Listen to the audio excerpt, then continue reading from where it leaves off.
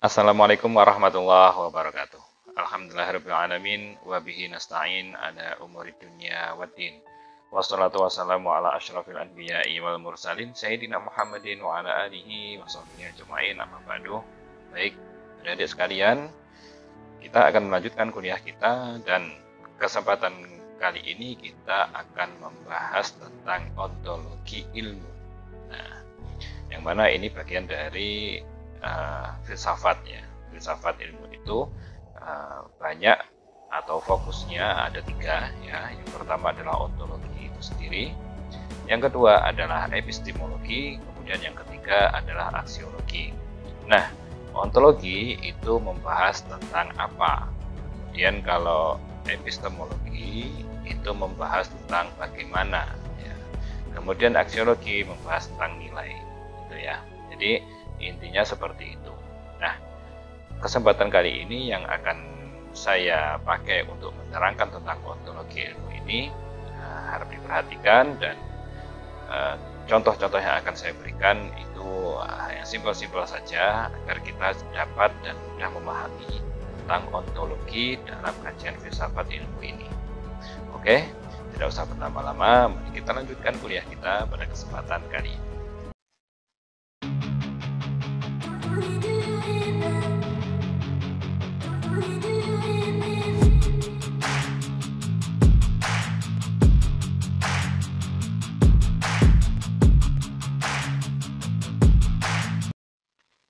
Oke, yang pertama kita akan membahas apa itu ontologi. Nah, kita flashback dulu ya pada apa itu yang dinamakan dengan ontologi.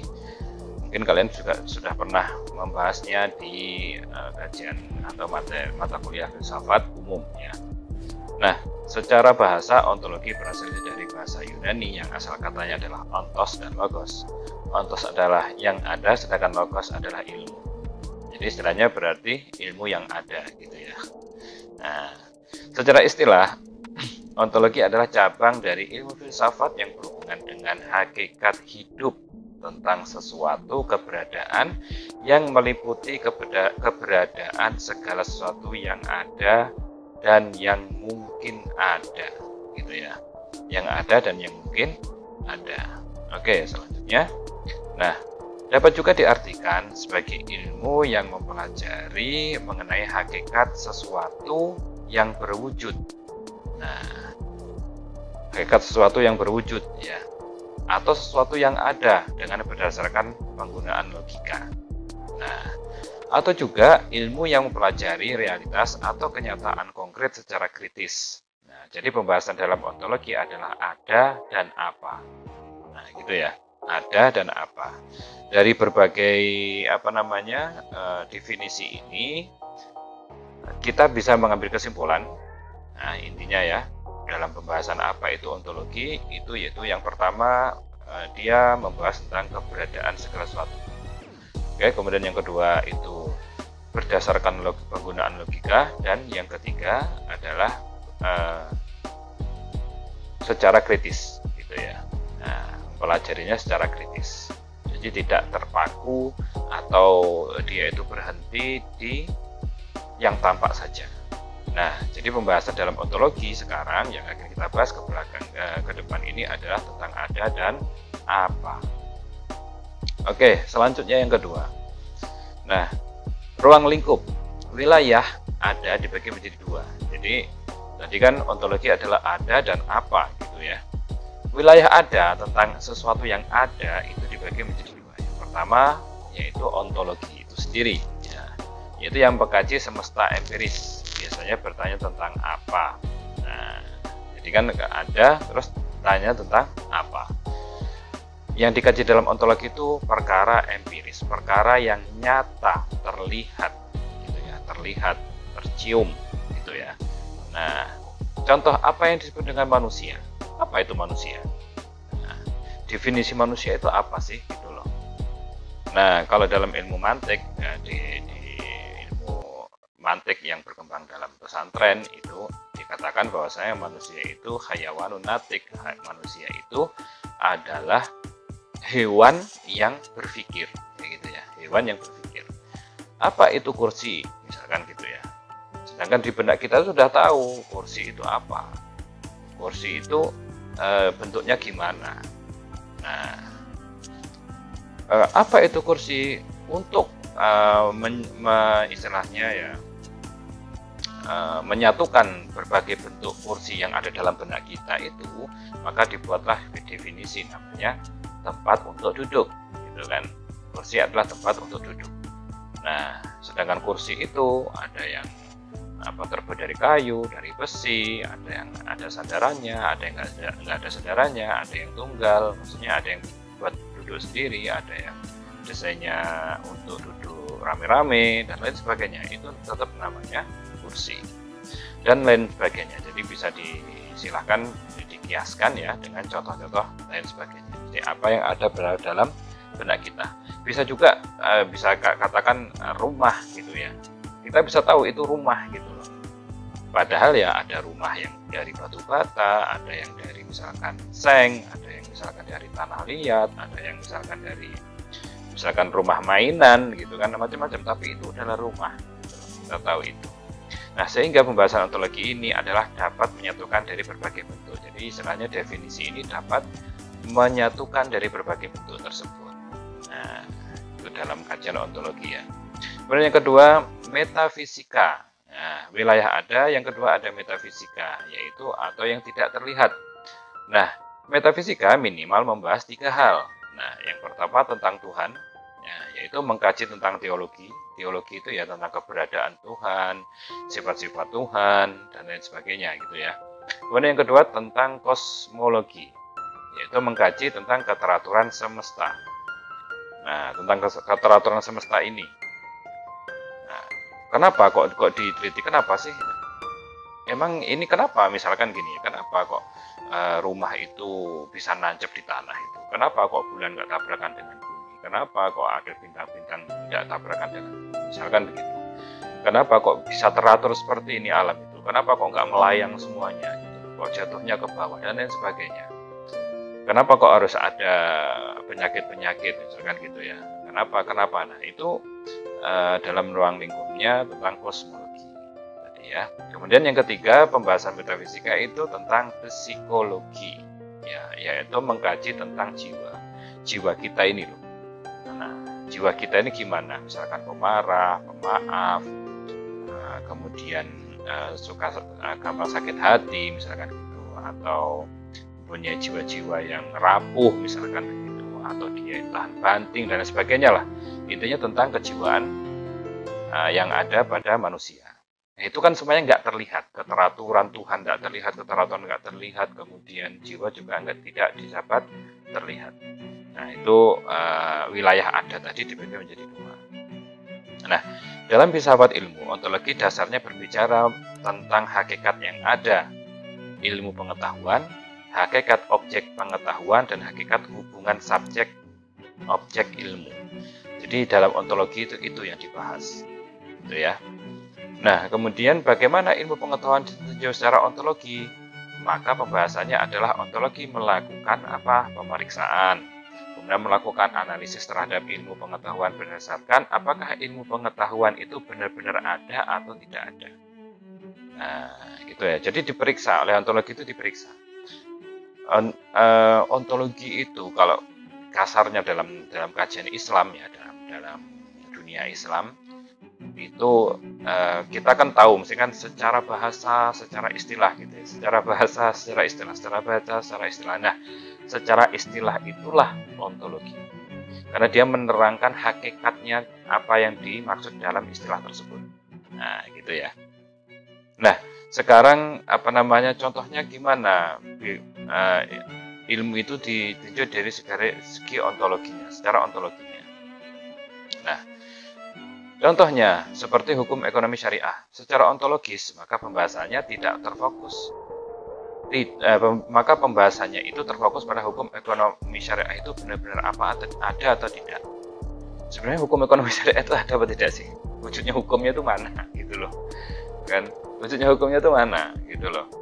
Nah, jangan hanya program studinya saja, ini ada karena ada program studinya, ada prodinya gitu. Tapi sebenarnya ilmu yang diajarkan di dalamnya itu adalah tidak berbeda dengan hukum Islam atau fikih pada umumnya. Jadi hukum ekonomi syariah itu kan kajian fikih sebenarnya, kajian yang terfokus kepada fikih muamalah, fikih tentang transaksi gitu loh. Nah, adanya kan transaksinya itu, nah hukumnya itu gimana, itu kan tergantung transaksinya itu, gitu loh. Jadi kita dalam hukum ekonomi syariah itu yang mempelajari tentang transaksinya itu, hukumnya. Sama seperti manajemen pendidikan Islam misalkan, memang manajemennya ada, kan wujudnya tidak ada, manajemennya itu gimana, tidak ada gitu. Nah, sedangkan manajemen pendidikan Islam ya sama aja sebenarnya, pembahasannya ya seperti manajemen pada umumnya gitu. Nah, sama dengan hukum ekonomi syariah itu sendiri. Nah, kemudian jadi ontologis mencoba membuktikan dan menelaah bahwa sebuah ilmu pengetahuan itu benar-benar dapat dibuktikan keberadaan. Nah, dengan kita mempelajari itu kan benar-benar ada gitu loh. Hukum ekonomi syariah itu ada, bukan hanya program studinya saja atau dosennya saja atau mahasiswanya saja, tapi benar-benar ada dan bisa dibuktikan di masyarakat gitu loh. Oh, ada hukum ekonomi syariah, putusannya ada. Nggak hanya hakimnya saja atau nggak hanya yang terdakwa saja. Nah, ontologi ilmu meliputi seluruh aspek kehidupan yang dapat diuji melalui panca indera manusia. Nah, ilmu mempelajari objek-objek empiris seperti halnya bebatuan, binatang, tumbuhan, hewan, dan manusia. Ilmu juga mempelajari berbagai gejala maupun peristiwa yang pada dasarnya memiliki manfaat bagi kehidupan manusia. Jadi, inilah yang termasuk dalam ontologi ilmu itu. Karena ilmu itu kan ya macam-macam kan, mau tentang alam, mau tentang manusia itu sendiri, mau tentang hukum, sosial, ya, humaniora dan lain sebagainya. Oke, selanjutnya aspek ontologi ilmu pengetahuan. Nah, aspek ontologi ilmu pengetahuan yang ini juga dapat disebutkan, atau istilah ini juga dapat disebut dengan syarat berpikir filsafat. Seperti pernah saya jelaskan juga di materi cara berpikir filsafat ya, kalau tidak salah. Apa? Sama. Yang pertama satu metodis, yaitu menggunakan cara ilmiah. Nah, cara metode ilmiah sudah saya jelaskan sendiri ya. Kemudian yang kedua sistematis, yaitu saling berkaitan satu sama lain secara teratur dalam suatu keseluruhan. Yang ketiga koheren, yaitu unsur-unsurnya tidak boleh mengandung uraian yang bertentangan. Nah, yang keempat rasional, yaitu harus berdasar pada kaidah berpikir yang benar atau logis. Nah, kaidah berpikir yang benar atau logis, jangan yang nggak logis gitu loh. Yang kelima komprehensif, maksudnya apa? Melihat objek tidak hanya dari satu sisi atau sudut pandang, melainkan secara multidimensional atau secara keseluruhan atau holistik. Maksudnya begini, ini secara kritis juga, komprehensif juga bisa dikatakan secara kritis gitu ya, karena tidak hanya melihat satu sudut pandang saja atau yang tampak saja, kita harus melihat dari berbagai sudut pandang. Nanti saya akan berikan contohnya yang simpel di akhir-akhir video ya. Kemudian yang keenam radikal, yaitu diuraikan sampai akar persoalannya atau esensinya. Radikal itu maksudnya sampai ke akar-akarnya, dicari sampai ke akar-akarnya. Kemudian yang ketujuh universal, yaitu muatan kebenarannya sampai tingkat umum yang berlaku di mana saja. Jadi gitu ya, aspek ontologi ilmu pengetahuan itu. Kemudian selanjutnya, karakteristik ontologi ilmu pengetahuan. Ontologi ilmu pengetahuan itu punya karakteristik tersendiri. Gitu. Apa karakteristik dari ontologi ilmu pengetahuan? Antara lain satu, ilmu berasal dari suatu penelitian. Jadi sebuah ilmu itu berasal dari suatu penelitian atau percobaan-percobaan, gitu ya. Yang kedua, adanya konsep pengetahuan empiris dan tidak ada konsep wahyu. Jadi dalam ontologi ilmu pengetahuan itu, ingat ya, dalam filsafat dari barat, oke? Dan adanya konsep empiris, konsep pengetahuan empiris yang terlihat, tidak ada konsep wahyu. Kalau konsep wahyu itu menurut filsafat itu adalah dogma. Dogma itu istilahnya pokoknya kudu percaya, pokoknya harus percaya. Pokoknya ya ini, ya udah ini, titik. Nggak boleh diudik-udik gitu loh. Kalau filsafat kan nggak, dia ngudik-ngudik terus. Nah, itulah kenapa dalam ontologi itu harus berdasarkan kenyataan gitu, yang bisa dilihat, diraba, dicium gitu ya. Karakteristiknya dalam ontologi pengetahuan itu tidak ada konsep wahyu, tidak ada. Kemudian yang ketiga, pengetahuan bersifat rasional, objektif, sistematik, metodologis, observatif, dan netral. Dan yang keempat, menghargai asas verifikasi atau pembuktian. Kalau dibuktikan ya dihargai. Eksplanatif atau penjelasan, kalau ada penjelasannya ya dihargai. Kemudian keterbukaan dan dapat diulang kembali. Jadi maksudnya apa yang sudah dinyatakan atau dibuktikan itu bisa diulang lagi, bisa diteliti lagi. Kemudian skeptisisme yang radikal dan berbagai metode eksperimen. Jadi gitu. Di filsafat itu istilahnya yang mapan pun dibongkar, dibangun lagi. Kemudian mapan lagi, dibongkar lagi, dibangun lagi. Nah intinya seperti itu. Nah makanya tidak ada konsep wahyu. Kalau wahyu kan nggak bisa dibongkar. Wong itu dari Tuhan gitu, dari Allah gitu. Nah gimana mau dibongkar-bongkar kan? Kemudian selanjutnya, yang kelima, melakukan pembuktian bentuk kausalitas dan terapan ilmu menjadi teknologi. Jadi ada bentuk sebab akibat. Kalau begini ya nanti akibatnya ini akibatnya ini. Nah, itu ya. Nah, kemudian mengakui pengetahuan dan konsep yang relatif serta logika-logika ilmiah. Jadi dalam filsafat itu kesimpulannya itu semuanya relatif. Ya relatif, nggak ada pasti benar gitu, nggak ada. Kalau Quran kan pasti benar. Hadis sahih yang mutawatir pasti benar gitu loh. Ya nggak bisa nggak diodak-odak lagi. Kalau filsafat ya belum tentu benar. Relatif, semuanya relatif. Nah, gitu.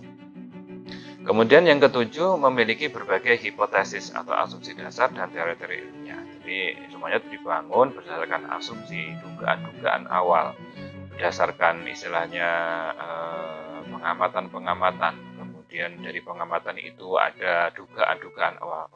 Oh kok jadi begini ya? Oh kok begini ya? Habis itu begini ya? Dugaan-dugaan awal begitu. Dan teori-teori ilmiah dibangun dari teori-teori ilmiah yang ada. Kemudian yang kedelapan, memiliki konsep tentang hukum-hukum alam yang telah dibuktikan. Nah, itu ya dalam ontologi dari karakteristik ontologi ilmu pengetahuan. Nah, kemudian manfaat ontologi bagi manusia. Apa sih manfaat ontologi bagi manusia? Yang pertama, ontologi ini perlu bagi setiap manusia yang ingin mempelajari secara menyeluruh tentang alam semesta. Alam semesta itu apa? Ya semua yang kalian lihat di sini semuanya itu alam semesta itu. Kalau mau mempelajari secara menyeluruh ya butuh ontologi, kan kita butuh mendefinisikan itu gitu loh. Nah, apa ini hakikatnya gitu. Kemudian yang kedua, berguna bagi bidang studi ilmu empiris seperti fisika, sosiologi, antropologi, ilmu kedokteran, ilmu budaya, ilmu teknik, dan lainnya.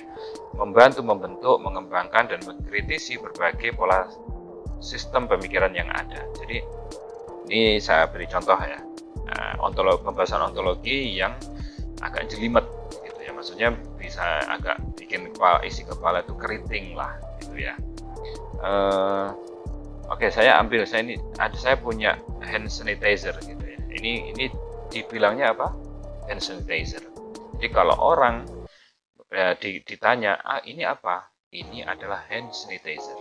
Nah, kata-kata hand sanitizer itu apanya dari benda ini? Gitu. Apakah semua ini disebut hand sanitizer? Nah, gitu ya. Apakah ini semua disebut hand sanitizer? Atau kalau saya copot tutupnya ini ya, terus misalkan saya copot ininya penyemprotnya ini, nah apakah ini masih disebut hand sanitizer? Nah gitu. Apakah kita sendirikan ini bisa disebut hand sanitizer? Nah itu kritis terus begitu. Nanti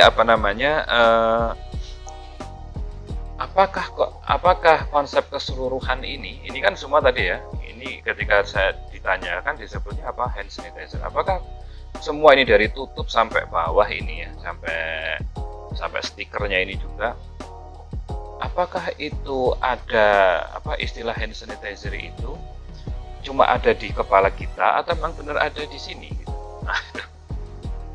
Nah, terus begitu. Ontologi itu begitu ya, terus dipertanyakan seperti itu.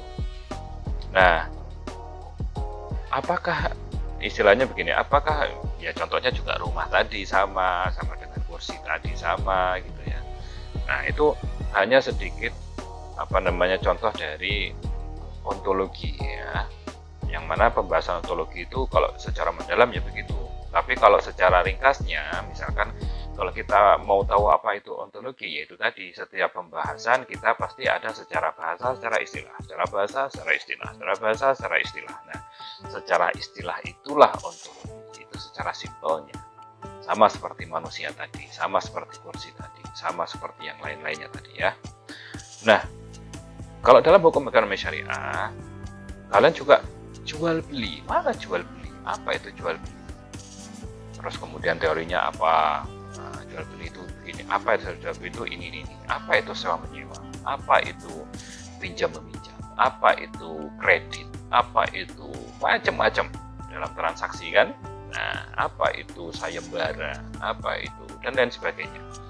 Nah, itu pembahasan tentang ontologis yang perlu difahami oleh kalian semua bahwasanya ontologi itu sangat bermanfaat juga bagi manusia untuk manusia itu mengetahui. Ketika sudah mengetahui, tidak berhenti di situ, gitu ya, tidak berhenti di situ. Udah tahu jual belinya gimana ini? Misalkan sampean ya jual beli di mana? Di depan kampus, di depan BRI, siapa itu? Siapa lah kita katakan gitu ya. Apakah sudah benar? Padahal cuma jual beli nasi lah ya, nasi, jual beli nasi. Apakah sudah benar? Gitu loh. Apakah setiap orang situ hanya beli nasi aja? Apa enggak sama lauknya? Nah, terus cara menghitung lauknya gimana harganya? Nah, itulah. Nah, gitu ya.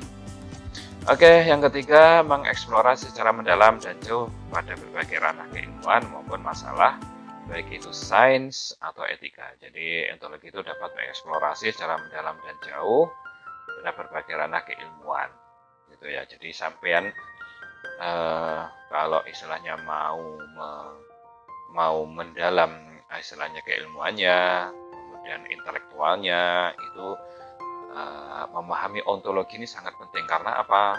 Karena ya itu tadi, kita akan tahu definisi sesuatu. Kalau nggak tahu definisi sesuatu ya gimana mau bahas gitu, nyari-nyari nanti gitu kan.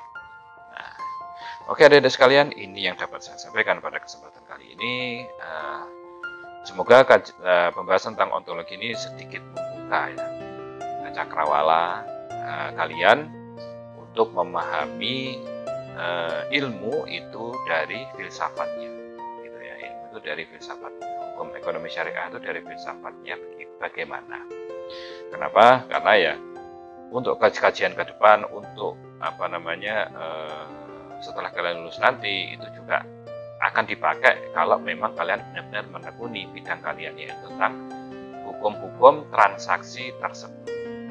Oke adik-adik sekalian, kurang lebihnya mohon maaf, ini dapat saya sampaikan, dan kalau ada yang kurang silahkan tulis di kolom komentar. Assalamualaikum warahmatullahi wabarakatuh.